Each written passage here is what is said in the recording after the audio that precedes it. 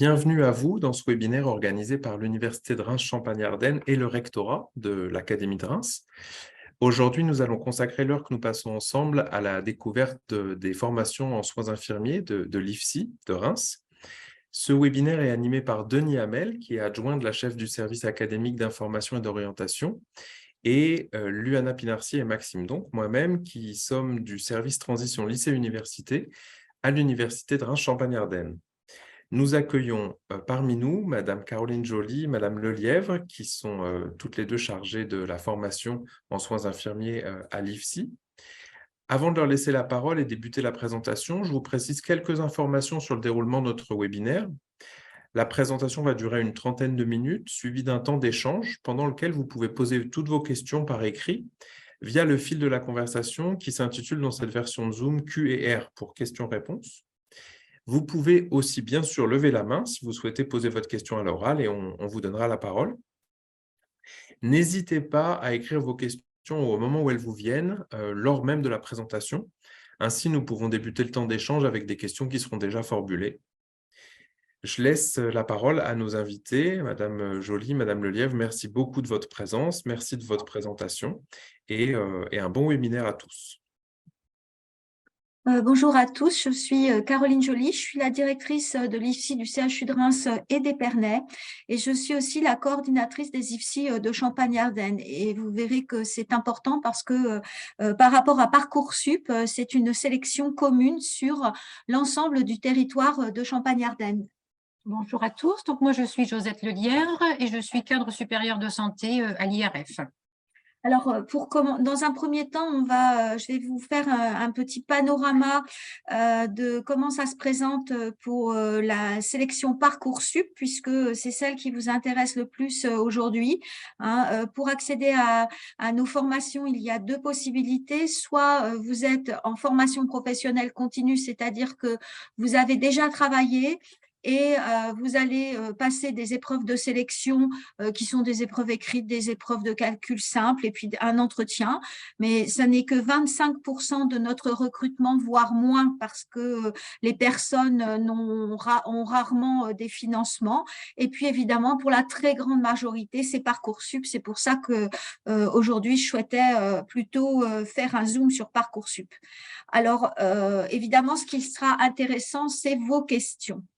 En Champagne-Ardenne, déjà, alors en Champagne-Ardenne, voilà. C'est parce qu'il y a un petit décalage. Voilà. Nous sommes 7 IFSI. Châlons, Épernay, Chaumont, Troyes, Charleville, Reims et Saint-Dizier. Donc, vous voyez, c'est assez étendu parce que entre Reims et Charleville, évidemment, il y a quelques kilomètres et de même quand on est sur Chaumont et Charleville. Et Chaumont et Saint-Dizier. Ce qui n'empêche pas que quand vous faites un vœu d'IFSI en Champagne-Ardenne, vous pouvez faire des sous-vœux sur ces 7 IFSI. Et c'est souvent ce qui est réalisé. Alors, notre région Grand Est comprend 3 bassins universitaires. Les 2 autres, c'est l'Alsace et la Lorraine. Et évidemment, nos candidats peuvent faire des vœux aussi sur l'Alsace et la Lorraine qui comprennent, eux, en sous-vœux, d'autres IFSI. C'est souvent le cas. Pour les IFSI, il y a 5 vœux possibles sur des bassins universitaires différents. Et ensuite, dans les sous-vœux, ce n'est pas limité. Donc, on peut avoir évidemment des candidats qui postulent dans beaucoup d'IFSI, vous imaginez. Alors, cette année, nous avons un nouveau site qui est Romilly-sur-Seine, qui va dépendre de Troyes. La capacité globale pour le nombre de places en Champagne-Ardenne sur ces 7 IFSI, c'est 763 places. Et il faut savoir que depuis que Parcoursup est ouvert, nous avons environ 4000 demandes, 4000 vœux qui sont déposés sur la plateforme Parcoursup. Donc, vous voyez que c'est une formation qui est très demandée et du coup qui est sélective. Alors, évidemment que nous, le premier conseil que l'on donne à nos candidats, c'est de bien, hormis des conseils de remplissage de la plateforme Parcoursup, c'est aussi des conseils d'ordre logistique, c'est-à-dire qu'il ne s'agit pas de demander un IFSI à Chaumont, et qu'ensuite on se rende compte qu'on habite Charleville ou qu'on habite Reims et qu'on ne pourra pas y aller, que ça va poser des problèmes. Alors, je vous dis ça parce que l'année dernière, à la rentrée, on a eu comme ça un certain nombre de candidats qui ont demandé des mutations pour raisons financières, pour raisons d'accueil, parce qu'ils ne trouvaient pas de logement, etc., etc. Et donc, Reims n'est pas épargné par cela. Hein. Quand on dit que la sélection a lieu sur les 7 IFSI de Champagne-Ardenne, ça veut dire que l'ensemble des examinateurs sont recrutés sur les 7 IFSI. Les dossiers, comme vous le savez, sont totalement anonymes et ils sont étudiés par un formateur d'un de ces IFSI. Évidemment que nous avons on a une grille de sélection avec des critères bien définis pour pouvoir obtenir quelque chose, enfin une sélection qui soit tout à fait lissée. Hein. L'ensemble des formateurs qui sont des examinateurs, ce sont des formateurs qui connaissent très très bien la formation et qui ont déjà pas mal d'expérience. Ce sont des formateurs qui sont issus de la formation infirmière, donc ils connaissent très bien le métier, et ils sont en formation, donc ils connaissent très bien aussi la formation. Ça, c'est très important à savoir. Alors, évidemment, comme vous le savez, sur Parcoursup, il y a différents éléments à renseigner, et, entre autres, la lettre de motivation et tout ce qui concerne activités et centres d'intérêt. C'est en particulier ces points-là que nous étudions et pour lesquels nous allons attribuer une note qualitative. Ce qui n'exclut pas que lorsque nous étudions un dossier, et nous sommes toutes les deux ici, nous étudions des dossiers tous les ans, nous ouvrons l'ensemble des éléments du dossier qui est déposé, c'est-à-dire qu'on regarde systématiquement les notes de première, les notes de terminale, la moyenne au bac quand évidemment on peut l'avoir, et puis surtout les appréciations des professeurs avec l'assiduité, avec tout ce qui est de l'ordre de la motivation, en tout cas, à aller en cours. Alors, évidemment, on ne se base pas, nous, on n'évalue pas que sur les notes, mais dans notre formation, un étudiant qui ne sait pas calculer, c'est un étudiant dangereux, parce que ils ont beaucoup d'heures de stage, ils vont en stage sur la personne âgée, mais aussi peut-être sur des services de pédiatrie. Et dans l'ensemble de ces services-là, il y a des calculs à faire pour le dosage des médicaments, puisque tout doit être ramené au poids. Donc, vous voyez, et puis des vitesses pour infuser les médicaments. Hein. Donc, le calcul, ce n'est pas anodin. Évidemment, on s'arrête aussi beaucoup à tout ce qui est français, hein, parce que le français, c'est quelque chose de très important pour nous. Vous imaginez une infirmière qui passe son service à l'infirmière de nuit, on ne comprend pas ce qu'elle a écrit, on ne comprend pas les consignes, bon, c'est pas acceptable. Hein. Aujourd'hui, dans les études de soins infirmiers, il y a beaucoup de documents écrits à rendre aussi, alors en groupe ou individuel. Et puis, c'est un grade licence, donc à l'issue des 3 ans, il y aura un mémoire à produire. Hein, donc ça, ça peut être très handicapant de ne pas savoir écrire.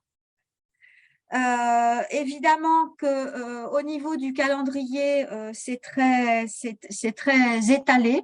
C'est-à-dire qu'il va y avoir les premières réponses Parcoursup, mais ça, je pense que vous le savez, qui se font début juin. Et ça va s'étaler comme ça pendant tout l'été. Alors, sauf évidemment, il y a une période de fermeture du rectorat et auquel cas, la plateforme ne bouge plus.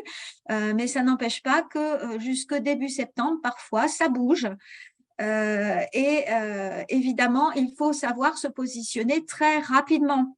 Donc ça, c'est une consigne à donner évidemment aux candidats, c'est de bien surveiller leur téléphone ou leur ordinateur pour avoir une réponse assez rapide et que dès que la réponse est positive, ils se mettent en relation avec l'IFSI afin d'établir leur dossier d'inscription. Alors ça, c'est très important parce que évidemment, à la rentrée, on se retrouve parfois, pour les arrivées tardives en particulier, avec des futurs étudiants qui ne sont pas vaccinés.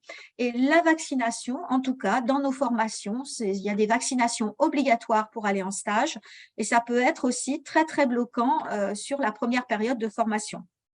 Et puis, du coup, ça donne des retards avec des rattrapages pendant l'été suivant. Voilà. Donc, le dossier administratif, le dossier d'inscription à l'URCA, puisque nous sommes affiliés à l'université, tout ça, et puis les vaccins, tout ça, ce sont des consignes très importantes à anticiper et à bien donner à nos futurs candidats. Voilà. Donc, on va passer à un deuxième diaporama qui reprend plus le déroulé de notre formation. Voilà, et je terminerai par les poursuites d'études parce que effectivement, après un grade de licence aujourd'hui, vous verrez qu'il y a beaucoup de possibilités pour se spécialiser et obtenir et aller vers un grade master, donc avec différentes formations et même tout de suite en continuum de l'IFSI. Donc ça, c'est important à savoir.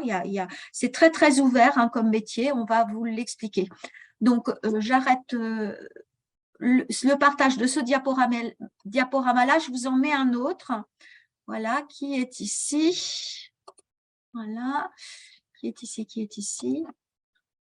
Mais je ne pense pas que vous le voyez là. Pour le moment, on ne le voit pas, Madame Joly. Voilà, alors attendez, je le remets bien, partager l'écran. Voilà, où est-il? Il est là.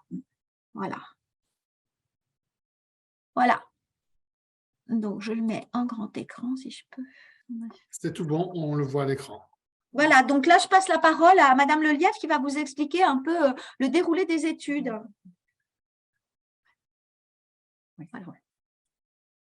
Alors, donc, après tout ce que vient de vous expliquer Madame Joly, nous allons déjà parler un petit peu de la définition du métier. Donc, une infirmière est une professionnelle qui va évaluer l'état de santé d'une personne ou d'un groupe de personnes, parce que ça peut être aussi plusieurs personnes, et tout ça pour analyser les situations de soins. Et à partir de cette analyse, elle va concevoir et définir des projets de soins qui seront personnalisés. C'est-à-dire que vous pouvez avoir, par exemple, un patient qui est hospitalisé pour une gastro-entérite, mais vous ne le prendrez pas en charge de la même façon la personne que si vous en avez 10. C'est-à-dire que tout est personnalisé. On tient compte, en fait, de ce que l'on appelle le recueil de données qui est réalisé à l'entrée de chaque personne qui arrive à l'hôpital ou dans d'autres secteurs de soins que l'on verra tout à l'heure. Cela, ça nous permet de planifier les soins, de les dispenser et bien sûr de les évaluer. Et puis bien sûr, on met en place tous les traitements qui seront prescrits par les médecins. Donc l'infirmière, elle va dispenser des soins de nature préventive. Tout à l'heure, on vous a parlé justement des vaccinations. Une infirmière peut vacciner. Des soins à visée curative. Si je reprends l'exemple de la gastro-entérite, on peut être amené à poser une perfusion pour la réhydratation. Des soins à visée palliative, pour les personnes qui sont en fin de vie, mais qui peuvent encore avoir, on va dire, des belles journées devant elles, on va prodiguer plutôt des soins qu'on appelle de confort. Donc, tout cela, ça nous permet soit de promouvoir, soit de maintenir ou de restaurer la santé. Vous allez voir qu'on a vraiment des champs d'action qui sont très, très variés. L'infirmière, elle contribue aussi à l'éducation à la santé. Par exemple, quand vous êtes infirmière scolaire, vous faites de l'éducation à la santé, mais on fait aussi de l'éducation à la santé en milieu hospitalier, par exemple auprès des personnes diabétiques, où on va les accompagner dans leur projet de vie, et notamment l'éducation par rapport au régime alimentaire. Donc, tout cela, c'est soit pour des personnes de façon individuelle, soit des groupes de personnes et c'est dans leur projet de soins, parce que quand on est à l'hôpital, on parle de projet de soins, ou alors projet de vie, lorsque l'on est, par exemple, en résidence pour les personnes âgées ou dans des instituts qui accueillent des personnes en situation de handicap. C'est considéré comme leur domicile, donc on parlera plutôt de projet de vie. L'infirmière, elle ne travaille pas toute seule. Peu importe l'endroit où elle va travailler, elle ne sera jamais toute seule. Elle travaille en équipe pluriprofessionnelle. Donc, bien sûr, elle aura des collègues infirmières, mais elle aura aussi les médecins, elle aura des aides-soignantes, elle travaillera avec des ergothérapeutes, des diététiciennes, des assistantes sociales, enfin, vraiment tout corps de métier possible auprès du patient. Et donc, ça, soit dans des structures donc, hospitalières, alors des hôpitaux, des cliniques, ou à domicile, ou dans des structures, comme je vous l'ai dit tout à l'heure, que l'on considère domicile du patient. Donc, souvent, ce sont les maisons de retraite, les résidences pour personnes âgées et tout ce qui est structure en lien avec le handicap. Donc ça, les soins qu'elle va dispenser, ça va être soit de manière autonome, parce que l'infirmière, elle a un rôle propre, donc elle a des actes qu'elle peut réaliser sans prescription, ou en collaboration avec d'autres professionnels, puisque, comme on a parlé tout à l'heure, d'équipes pluriprofessionnelles. Donc, pour pouvoir rentrer en formation, il faut être âgé de 17 ans au 31 décembre de l'année des épreuves de sélection. Par contre, il n'y a pas d'âge limite supérieur. Nous avons actuellement des personnes qui ont plus de 50 ans. Donc, vous voyez, ça va de 17 ans jusqu'à 50, voire plus. Donc, il faut aussi que nos formateurs, en fait, s'adaptent à ces différents profils d'étudiants. On ne travaille pas avec un étudiant qui a 17 ans de la même façon, enfin, on n'accompagne pas, pardon, un étudiant qui a 17 ans de la même façon que quelqu'un qui a 50 ans et qui a déjà une expérience professionnelle ultérieure. Alors, Madame Joly vous l'a dit tout à l'heure, hein, deux filières pour rentrer, soit le bac avec Parcoursup, donc c'est ce qu'il vous a expliqué tout à l'heure, et la deuxième, c'est par le biais de la formation professionnelle, donc avec une épreuve écrite de calcul et de français, et puis un entretien oral. Mais vous n'êtes pas concerné par le petit 2 qui relève de la formation professionnelle continue. Mais c'est bon à savoir quand même que dans une promotion, voilà, on pourra avoir des travaux à réaliser avec des étudiants qui pourraient peut-être, pour certains, avoir l'âge de leurs parents. Alors, tout ce qui est mis en place au niveau de la formation infirmière, ça va permettre à nos étudiants de devenir des praticiens autonomes, c'est-à-dire qu'on a travaillé en autonomie, qui soient responsables et surtout réflexifs. C'est-à-dire qu'on ne veut pas des futures infirmières qui soient simplement des exécutants. Il faut toujours se questionner, il faut réfléchir aussi en équipe, il faut être responsable. Et donc, tout ça, c'est par le biais de tout ce que vous avez commencé déjà en études, je veux dire en première, terminale, et puis tout ce que vous aurez au cours de la formation qui dure 3 ans. Donc, ça va vous permettre d'être capable d'analyser toutes les situations de santé. On ne réalise pas un soin sans avoir au préalable analysé la situation. Vous apprendrez aussi à prendre des décisions dans les limites de votre rôle. Il y a tout à l'heure, je vous l'ai dit, il y a des actions que vous ferez qui sont en lien avec votre rôle propre, mais il y a des actions aussi qui seront en lien avec le rôle sur prescription. Et tout ça, ça sera à certains moments peut-être de façon seule, c'est-à-dire de façon individuelle, ou alors en équipe. Tout dépend le secteur où vous allez travailler. Et puis le moment de la prise en charge.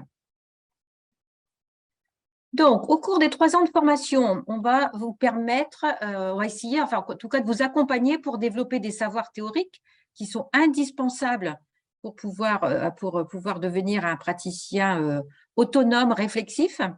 Vous allez acquérir de la méthodologie. Donc, la méthodologie, nous, on considère que vous l'apprenez déjà quand vous êtes au lycée. Donc, on va ne faire que la renforcer.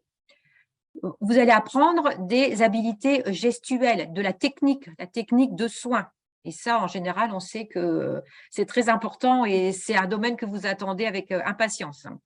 Et puis, bien sûr, des capacités relationnelles. Alors, on en a tous, mais ces capacités relationnelles, on va essayer de les développer pour pouvoir adapter notre prise en charge à chaque patient ou à chaque groupe de patients. On ne veut pas faire de vous des techniciens. Les techniciens, on dit toujours, on prend quelqu'un demain dans la rue, on lui dit « Voulez-vous apprendre à faire une injection ?» En 2 jours, il saura le faire. Mais réaliser une injection en développant des capacités relationnelles, ça s'apprend.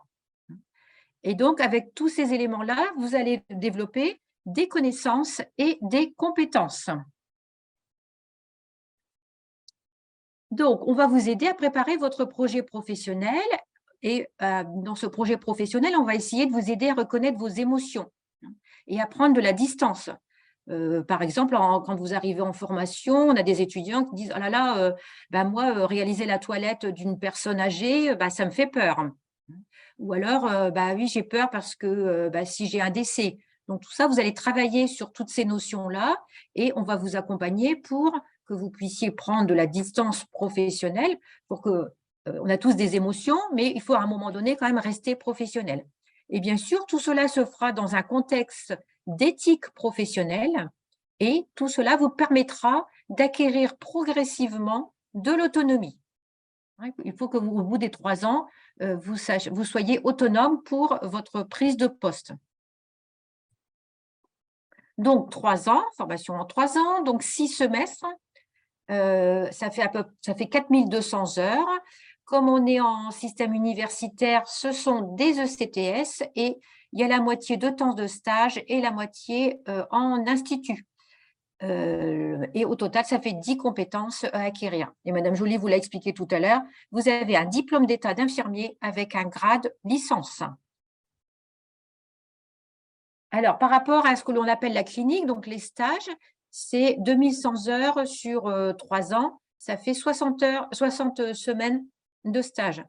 Donc, le stage de premier semestre, il dure 5 semaines. Alors, c'est, on va dire, plutôt un stage un peu de découverte, mais vous pratiquez tout de même. Hein, vous allez commencer à réaliser des soins, mais là, pour certains, ça va être vraiment la découverte du milieu hospitalier, du milieu de soins.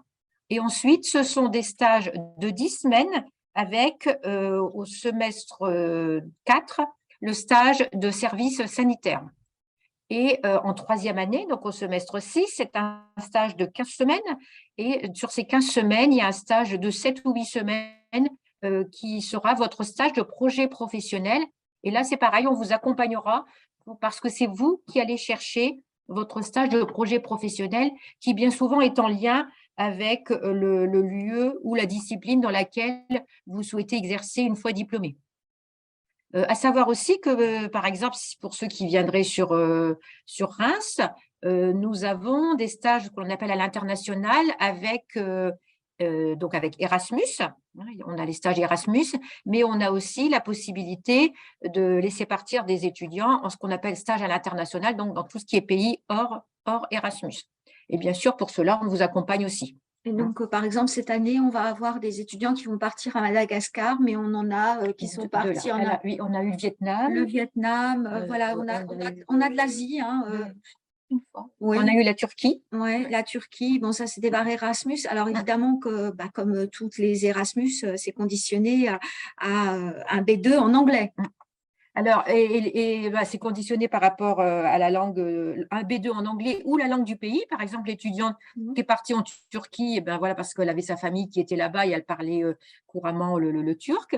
Et c'est conditionné aussi aux résultats des 5 semestres. Il faut que vous ayez un dossier, on va dire, qui soit clean, avec pas de reliquat, pour qu'on puisse vous laisser partir en stage donc à l'étranger.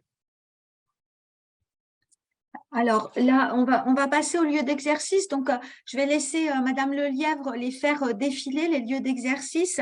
Et du coup, moi, je vais reprendre un petit peu le discours et pour vous parler de tout ce qui concerne les poursuites d'études. Et puis, je vais zoomer un petit peu aussi de nouveau sur le rang de classement, etc. Donc là, vous allez voir toutes les possibilités d'exercice. Oui, cette formation, elle est très importante en stage. On acquiert beaucoup d'aptitudes en stage. Donc, comme vous pouvez le voir sur le diaporama, c'est très, très varié les lieux de stage et c'est très, très varié les lieux d'exercice qui peuvent être très techniques comme la réanimation, mais sur le slide d'avant, on a vu que, voilà, donc là, ça c'est le SMUR, hein, en général, ça s'appelait beaucoup, hein, mais on ne va pas en SMUR dès la première année, hein. Tout ce qui concerne ces zones d'activité-là qui sont très spécialisées, c'est une fois qu'on a acquis un peu d'expérience. Voilà. Alors, les spécialités qui s'offrent à la sortie de notre formation en soins infirmiers, ce sont des formations de spécialités. Donc, il y a 3 spécialités. La spécialité de bloc opératoire, donc ça, on peut y accéder directement après un IFSI. Il y a une sélection d'entrée hein, pour pouvoir poursuivre cette formation, qui est une formation de grade master en 2 ans. Directement après l'IFSI, hein, je vous l'ai dit. Ensuite, on peut être infirmier anesthésiste. Donc là, par contre, il faut avoir exercé au minimum 2 ans dans un service qui vous prépare quand même aux soins d'urgence. C'est très, très conseillé, mais ce n'est pas obligatoire. Donc voilà, donc là, des années d'expérience avant de pouvoir passer ce concours, qui c'est un concours d'accès aussi. Et puis, la 3e spécialité, c'est la spécialité de puériculture. Donc ça, Madame Lelièvre pourrait vous en parler parce qu'elle est puéricultrice. Et donc, ça, pour l'instant, c'est pareil, c'est un concours d'entrée et c'est en 1 an. Ceci dit, évidemment, que bientôt, ça va être réingénéré et ça sera de grade master en 2 ans, comme toutes nos autres spécialités. Il y a aussi le management. Donc, le management, c'est devenir cadre de santé. Alors, pour devenir cadre de santé, évidemment, il faut quand même avoir eu 4 ans d'expérience avant de pouvoir accéder à ce concours-là. Mais nous avons des fois des candidats de plus en plus jeunes qui se tournent vers le management et qui deviennent par la suite directeurs. Voilà, on a de nos anciens élèves. Oui, on a nos anciens élèves qui reviennent comme formateurs chez nous et qui ont été cadres de santé. Et puis, évidemment, il y a aussi tout ce qui concerne l'infirmière de pratique avancée. Hein, l'infirmière de pratique avancée, donc ça, c'est un master qui est réalisé à l'URCA, donc à l'université. C'est pas nous qui le portons par rapport aux autres formations qui sont là réalisées ici à Reims, au CHU de Reims. Hein. Et puis, il y a des stages en conséquence, hein, bien sûr. Toutes ces formations-là, il y a pratiquement la moitié en stage et la moitié en théorique. Voilà, donc je pense que j'ai fait à peu près le tour, mais ce qui n'empêche pas que quand on a un grade licence ou quand on a un grade master, on peut très bien s'orienter vers vers un master en santé publique, vers un master en éthique, vers un master en économie de la santé. Voilà, on a beaucoup de possibilités derrière. Voilà. Bon, ceci dit, évidemment que vous imaginez bien que les établissements de santé, enfin tous les établissements médico-sociaux et de santé ont à cœur de garder leurs infirmières parce que aujourd'hui, c'est un métier en tension. Hein, je pense que vous le savez. Alors, les consignes pour remplir le dossier Parcoursup, écoutez, si vous devez en retenir qu'une, c'est de l'authenticité. On ne veut pas lire des choses comme on a déjà trouvé, compte tenu de la grande réputation de votre établissement et patati et patata. Bon, ça ne nous intéresse pas. On préfère avoir un petit texte qui est plutôt mal foutu, qui a quelques fautes, mais au moins qui est authentique et qui nous montre que la personne qui a rempli ce dossier Parcoursup, attention, pas un brouillon quand même, hein, mais non, mais ne soyons pas caricaturales, on veut quelque chose de bien tourné, mais qui soit authentique. Ça, c'est très, très important, parce qu'on sait très bien que nos jeunes, des fois, ils ont un petit peu cette tendance-là à aller chercher des idées parce qu'ils n'ont pas d'idées. C'est tout. Simplement qu'ils nous disent pourquoi pourquoi infirmières, ça leur plaît. Est-ce qu'ils ont autour d'eux des personnes qui travaillent à l'hôpital? Est-ce qu'ils ont autour d'eux des amis qui ont fait cette formation-là? Enfin, je ne sais pas tout. Ouais, est-ce qu'ils ont été hospitalisés? Oui, voilà, Des fois, oui. ça vient de là. On préfère avoir une petite histoire personnelle de cet ordre-là plutôt que d'avoir un joli laïus qui a été trouvé sur Internet, parce que ça ne rapporte pas de points. Donc, c'est pas la peine. Ils perdent de leur temps. Donc, et nous aussi. Donc, voilà. Je pense que ça, c'était important à vous dire. Et en tout cas, si on doit retenir quelque chose, c'est vraiment ça. Et on le voit tout de suite. Parce vous savez, on étudie plus d'une cinquantaine de dossiers chacun. Hein. Voilà. Et donc, et puis avec les années, on sait très bien ce qui revient. Hein. Donc, on le voit tout de suite. Voilà. Et quand c'est rempli par papa, maman, on le voit aussi. Parce que, évidemment, ce n'est pas tourné de la même manière.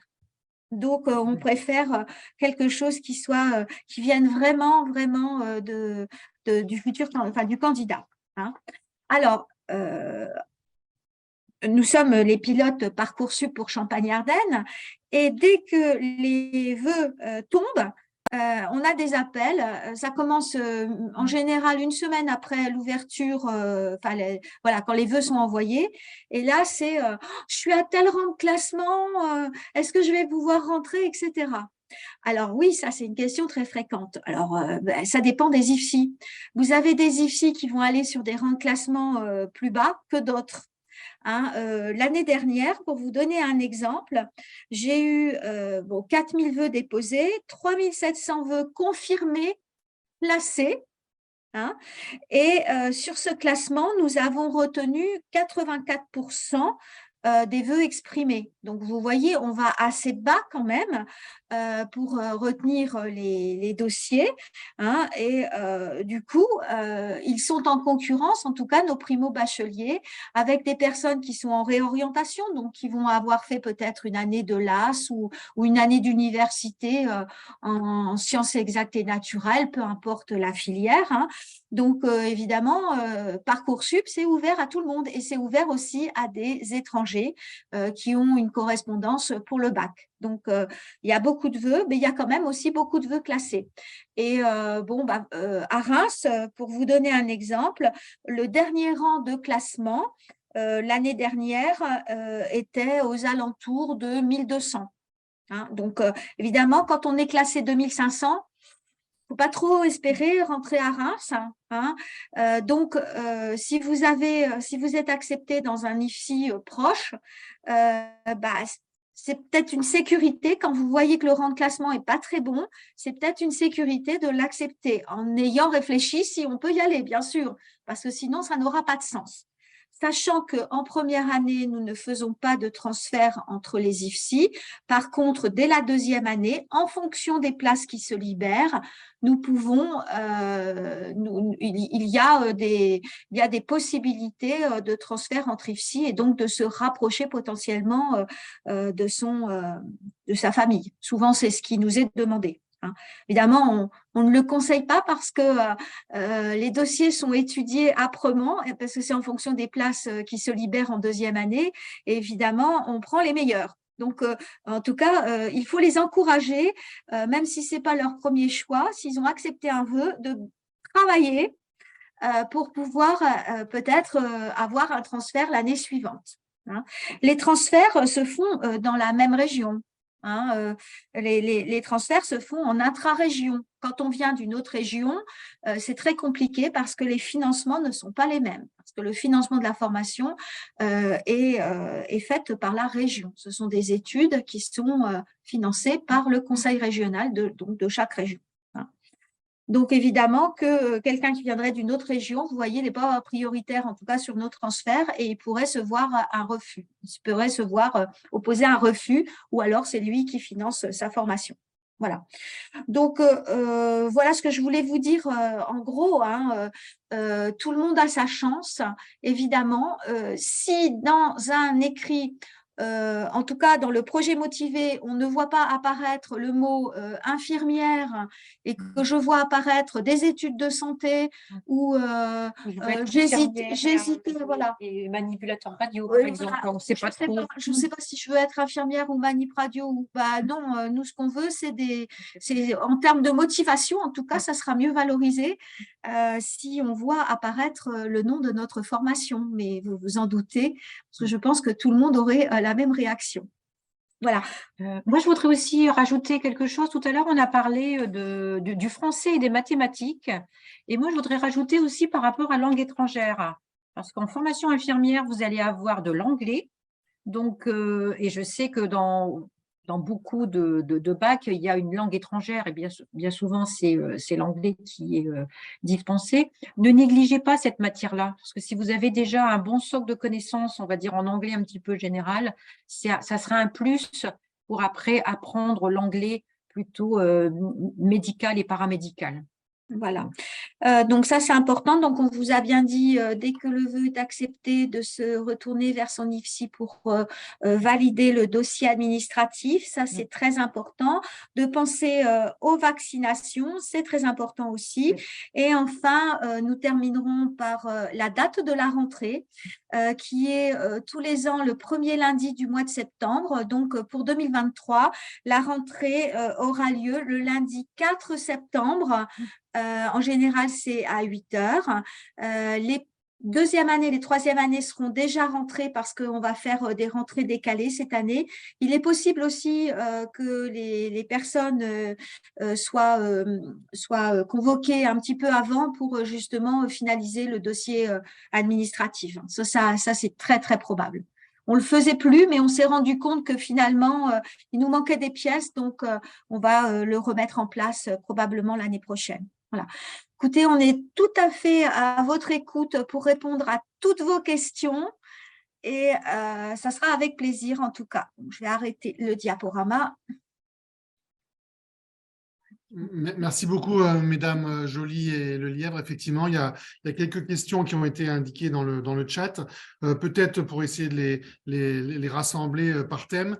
Des premières questions qui ont été posées, notamment sur le profil des candidats, vous l'avez déjà évoqué. Moi, j'insisterai sur le fait que vous avez mis en avant le projet motivé et le centre d'intérêt et les activités. Je rappelle aussi qu'il y a des outils qui peuvent accompagner les candidats dans la rédaction de leur projet motivé, même si on ne veut pas quelque chose d'uniforme et c'est bien aussi d'être accompagné. Donc, il y a des outils sur Parcoursup. Il y a aussi une vidéo qui a été réalisée notamment par l'Académie du Grand Est sur le projet motivé autour du projet de l'IFSI. Donc, c'est important pour à la fois se préparer, mais aussi avoir une connaissance de l'environnement, comme vous l'avez bien fait également aujourd'hui. Donc, plusieurs questions. Est-ce que le profil vous l'avez déjà évoqué, mais si vous voulez repréciser, est-ce que le profil, par exemple, d'un étudiant en réorientation qui souhaiterait postuler chez vous est envisagé comme un autre candidat? Et puis après, on a aussi une question sur les spécialités. Donc, les spécialités, ce sont pour les filières générales du bac général qui a été rénové. Quelles spécialités vous conseilleriez éventuellement? Vous avez évoqué le français, les maths et les langues, donc pourquoi pas les spécialités aussi. Et puis enfin, une personne un spectateur, une spectatrice qui pose la question sur les classes préparatoires. J'imagine que ce sont des classes préparatoires privées qui pourraient préparer éventuellement un IFSI. Voilà un petit résumé des questions sur le profil des candidats. Oui, alors pour la première question, les candidats en réorientation, non, les dossiers sont étudiés exactement de la même manière. Nous avons la même grille de sélection. D'avoir fait une année en LAS, ça ne rapporte pas de points supplémentaires si c'est vraiment la question. Non, on étudie vraiment le projet motivé. Ça c'est vraiment ce qu'on va chercher en tout cas. Et puis, on va regarder aussi toutes les expériences qui auront pu être décrites dans les centres d'intérêt et les activités. Et ça, pour nous, c'est très important. Alors, évidemment, on se doute bien que quelqu'un qui est en réorientation, qui a peut-être 19 ans, il a peut-être un petit peu plus d'expérience que quelqu'un qui a 17 ans et qui a peut-être fait que du babysitting, mais ce n'est pas important. Le principal, c'est vraiment qu'on puisse s'évaluer exactement de la même manière. C'est totalement anonyme. Hein. Donc, évidemment que on a quand même les notations, mais souvent, ils nous remettent aussi leurs notations de bac. Hein, donc, on évalue les dossiers, en tout cas, sur ce qu'on a. Sur Parcoursup, il y a plusieurs briques, en tout cas pour les IFSI, et il y a 4 briques. La première brique, c'est les notes. La deuxième brique, c'est tout ce qui concerne les appréciations du proviseur et du professeur principal. Et ensuite, il y a une brique qui est celle de la nôtre, hein, la qualitative. Donc, pardon, il y a 4 briques. Enfin, il y a une 4e brique, c'est celle des langues, mais qui n'est pas utilisée pour les IFSI. Hein. Donc, nous, on évalue sur 3 briques. Il y a des pourcentages, évidemment, pour chacune de ces briques. À ce jour, la première brique sur les notes, elle compte pour 40%. Donc, évidemment que ça, c'est vraiment très, très important. Mais ça ne discrimine pas d'où vous venez. Si vous venez d'un lycée qui a un niveau d'exigence élevé, où vous allez avoir 10 de moyenne dans la classe, ou alors si vous êtes dans un lycée où c'est plus, voilà, le niveau est peut-être plus simple, hein, je ne sais pas, ça on le voit hein, de toute façon, où il y a une moyenne générale à 15, bon bah voilà, mais ça n'empêche pas que Parcoursup va chercher les notes et il y a un algorithme. Et il y a des notes comme ça qui sont données à chacune de ces briques. Nous, la dernière, c'est la nôtre. Et nous, on évalue le savoir-être, le savoir-faire et les motivations. Hein, c'est vraiment là-dessus que ça porte. Donc, vous voyez que quelqu'un qui est en réorientation a exactement les mêmes chances qu'un autre. Donc, non, je ne pense pas qu'il y ait de différence. En fait, je pense que ce qui est important, c'est le candidat qui est en réorientation, c'est comment il va présenter son projet, comment il va expliquer pourquoi il est en réorientation. Parce que dans les réorientations, on a des étudiants qui disent eh ben, je voulais être infirmier, mais je n'ai pas pu rentrer parce que, par exemple, j'étais très loin sur la liste et je n'ai pas voulu rester rien faire, donc je suis partie dans telle filière. On a ça avec, par exemple, l'économie de la santé, parce que ben voilà, il fait du lien avec l'économie de la santé et le métier d'infirmière. Et puis, il y en a d'autres qui disent ben, moi, je voulais être médecin. Et puis, au final, je me rends compte au bout d'un an eh ben, que c'est trop dur pour moi, ou alors que ça ne correspond pas en fait, à l'idée que je me faisais du métier de médecin ou autre. Hein. C'est juste un exemple. Et en fait, c'est ça pour nous qui est important de voir en fait, comment le candidat argumente son année, ou ses années, parce que pour certains, ils en ont fait 2 ou 3.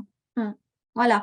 Alors, que signifie le Excusez-moi, Madame Joly, Madame Lelièvre, effectivement, la collègue posait la question sur le contenu peut-être une précision à apporter sur le contenu du dossier, notamment pour les étudiants en réorientation. Il existe la possibilité de faire appel à un service d'accompagnement, que ce soit le SAE, ou les CIO, ou parfois même la mission locale. Et donc, ils peuvent attester, en plus de leur dossier, un document qui s'appelle l'attestation de suivi de réorientation, où ils doivent motiver. Donc ça fait partie aussi des éléments que vous étudiez, au même titre que le projet motivé. Oui, c'est un des seuls éléments qu'on étudie d'ailleurs. Et on est en correspondance avec vos collègues. Donc, on travaille avec eux, avec Madame Atmani. Oui, on travaille avec eux. Donc, c'est un document que l'on consulte, mais qui rentre, si vous voulez, qui rentre dans les pièces qui sont étudiées. Et après, il y a la répartition de la notation, mais entre autres, on ouvre tout, hein, donc on l'ouvre. Et moi, je pense que ce qui est important aussi à bien expliquer à tous les lycéens ou les personnes en réorientation, c'est que pour vraiment bien définir son projet, il n'y a rien de tel que de faire de l'immersion, de venir aux journées portes ouvertes, hein, peu importe les IFSI, de rencontrer les étudiants, de discuter avec eux. Parce que nous, on vous parle de la formation, du déroulé, mais nous, on n'est pas étudiants. Donc, le quotidien de l'étudiant, on aura un peu de mal à vous en parler. Mais c'est vraiment important que vous puissiez communiquer avec eux. Voilà. Donc, ça, c'est important. Alors, service sanitaire. Alors, le service sanitaire, c'est un stage de 3 semaines qui est réalisé pour différentes formations en santé. Hein, les études de médecine, les étudiants en médecine font le service sanitaire, les sages-femmes font le service sanitaire, les kinés font le service sanitaire. Donc, il y a plusieurs filières comme ça. Et donc, nos étudiants en soins infirmiers ont aussi 3 semaines de service sanitaire. Donc, ça, ils doivent proposer un projet de santé publique pour l'éducation à la santé, En la fait, promotion de la santé. voilà, ils ont une population, il y a un état des lieux qui est réalisé. Par exemple, je sais pas, je vais prendre l'exemple d'une école maternelle où on se dit, ben voilà, le constat est que les enfants arrivent tous les matins avec les mains sales, par exemple. Voilà. Et donc, eux, à partir de cette thématique-là, ils doivent proposer un projet qu'ils vont présenter dans la structure. Ou des activités. Des activités. Et un projet avec des actions. Et bien sûr, c'est évalué. Voilà, donc ça c'est quelque chose qui est important. On l'a précisé dans notre diaporama parce que le service sanitaire en santé, c'est une thématique qui est très portée au niveau national. Hein. Donc c'est important. Un lycéen qui a défini son projet infirmier psychiatrique pourra-t-il se spécialiser dans ce domaine? Alors, la psychiatrie n'est plus une spécialité de l'infirmière depuis 2009. Non, 2012, non, avant. Avant, oui, voilà, avant, bon, enfin, c'est très vieux. Donc, en tout cas, on ne se rappelle plus tellement c'est vieux. En tout cas, maintenant, la psychiatrie fait partie des cours et des stages obligatoires dans notre cursus de formation. Donc, fatalement, ils iront en psychiatrie et fatalement, ils auront des cours sur la psychiatrie. Hein. Et après, il y a plusieurs possibilités. Soit, par exemple, ce lycéen qui a le projet de travailler en psychiatrie, soit il va travailler en psychiatrie et il continue à faire des formations continues sur des thématiques en lien avec la psychiatrie, soit il aura la possibilité de poursuivre en formation IPA. Voilà. Donc, oui, parce qu'il y a maintenant IPA, de santé mentale. Ouais, ça s'appelle comme ça. Oui, on dit plus psychiatrie, on dit santé mentale. La santé mentale, voilà.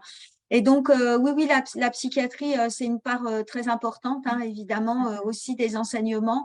Bon, c'est vrai que c'est quand même une spécialité et que quelqu'un, bon, par contre, quelqu'un qui veut s'orienter typiquement psychiatrie, d'emblée, on lui dit non. Non, vous êtes dans une formation généraliste. Hein, avant d'être cardiologue, on fait de la médecine générale. Donc, nous, c'est pareil. Et par contre, évidemment que sur le stage pro, enfin, il y aura un parcours de stage qui sera fait en fonction, mais pas que, hein, parce que il y a des obligations en termes de stage. Voilà. Alors, les classes préparatoires, alors ça, c'est un sujet épineux, hein, vous vous en doutez, parce que les classes préparatoires, on le voit sur tous les salons, ils sont là, ils ont des grands stands, ils ont tout ce que vous voulez. Normalement, la préparation à l'entrée à l'IFSI, ça n'existe plus. Nous, on l'a fait jusqu'à… On l'a fait jusqu'à 2009. Voilà, quand on est passé Parcoursup, dès qu'on a arrêté Parcoursup, on a arrêté. Donc, non, ça, alors, c'est plutôt que de perdre une année, j'ai envie de dire. C'est toujours une année sur laquelle vous allez travailler votre dossier, vous allez aller un petit peu en stage, etc.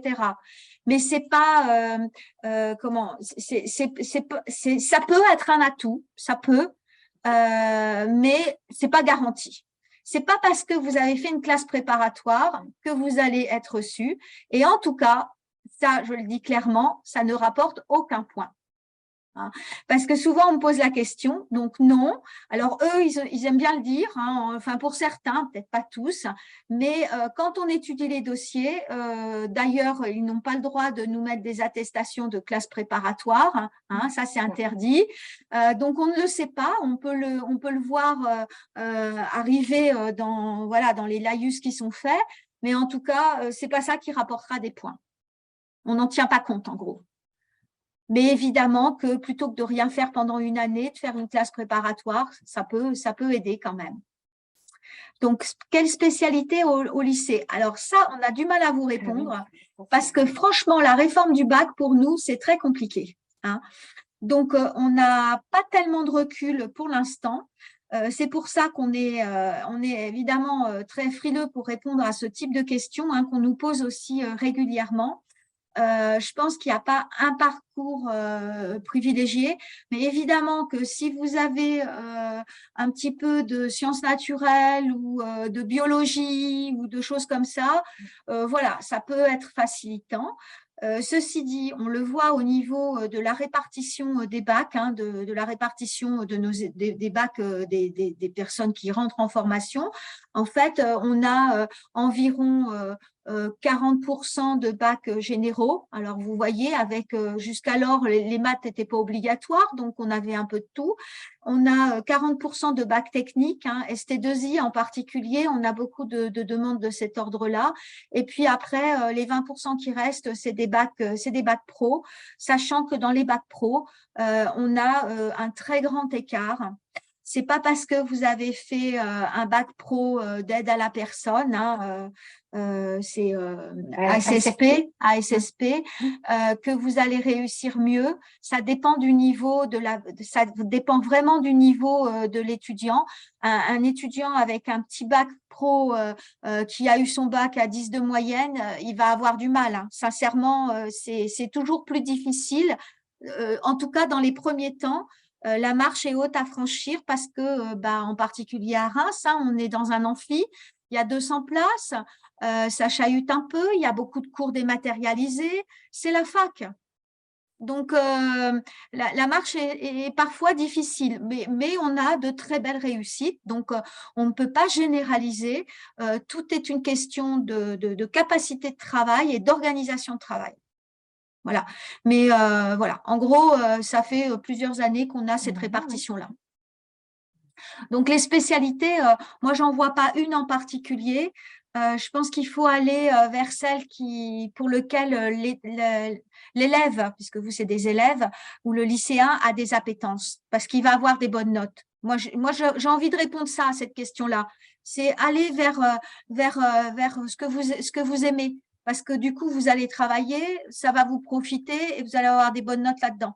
Et ça sera toujours plus valorisé sur un bulletin de notes que vous forcez à faire, je sais pas moi, une spécialité qui vous plaît pas et vous allez vous retrouver avec un 8, un 7, voilà, péniblement et tout ça pour pas le valoriser spécifiquement.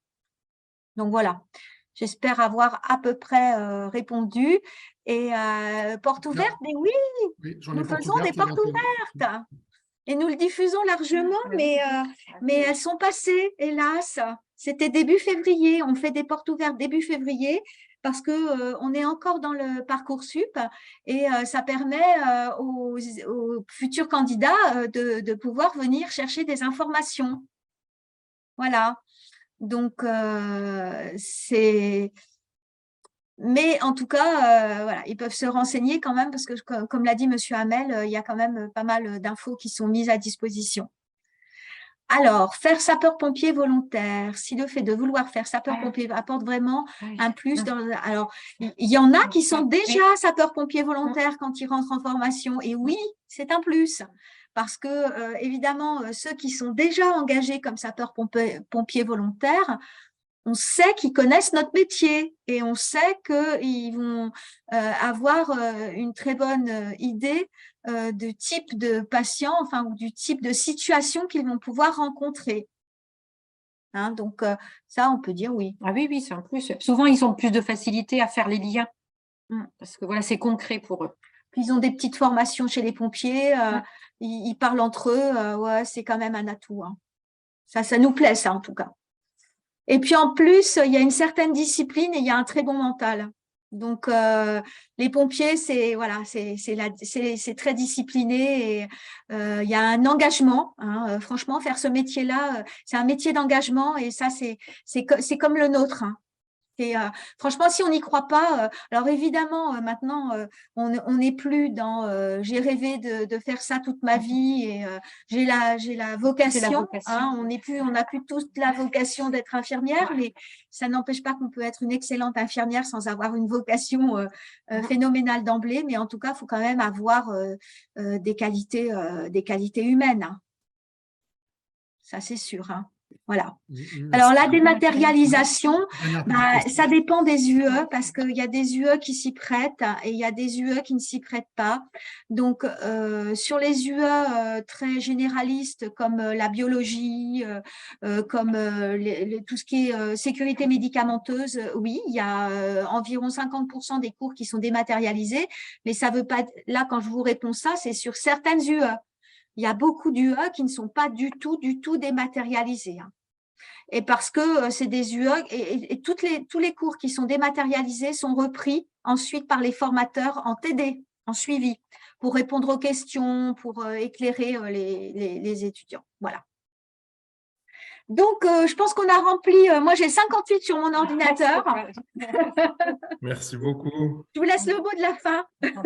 Juste une petite dernière question pour ne pas frustrer la personne qui l'a posée. Donc, la part des hommes et des femmes dans le métier ou en tout cas dans la formation peut-être.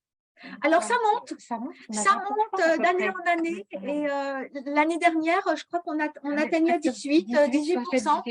Donc, ce n'est plus un métier qui est réservé qu'aux femmes, pardon. Et donc, ils sont très, très bien intégrés. Ça pose vraiment zéro problème. Ils sont très bien acceptés en stage. C'est vraiment super. Et souvent, alors, c'est souvent les hommes, après, ils se spécialisent, ils continuent, ils font cadre, voilà. Donc, non, ça monte. En 2019, c'était exactement 11%, vous voyez, et donc là, on est vers 18%, donc ça monte. C'est aussi un métier d'homme. Très bien. Merci beaucoup, Madame Joly, Madame Lelièvre. Il n'y a plus de questions, je vois le chat. Maxime vous a mis un lien pour un petit questionnaire pour les participants pour évaluer un petit peu la prestation, non pas de Madame Joly et de Madame Lelièvre, mais la prestation du webinaire. En tout cas, si ça vous a intéressé, si vous avez appris des choses, et puis s'il y a des choses à améliorer éventuellement. Voilà, n'hésitez pas à répondre à ce questionnaire.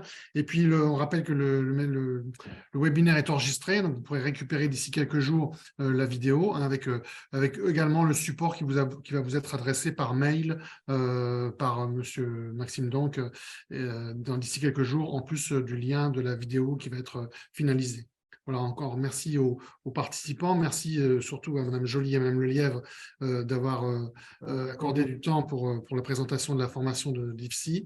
Voilà, donc je ne sais pas s'il y a encore un petit mot à dire, peut-être Maxime ou Madame Lelièvre, Madame Joly. Non, écoutez, bon courage à tous, hein, et puis voilà, aidez-les bien, c'est important.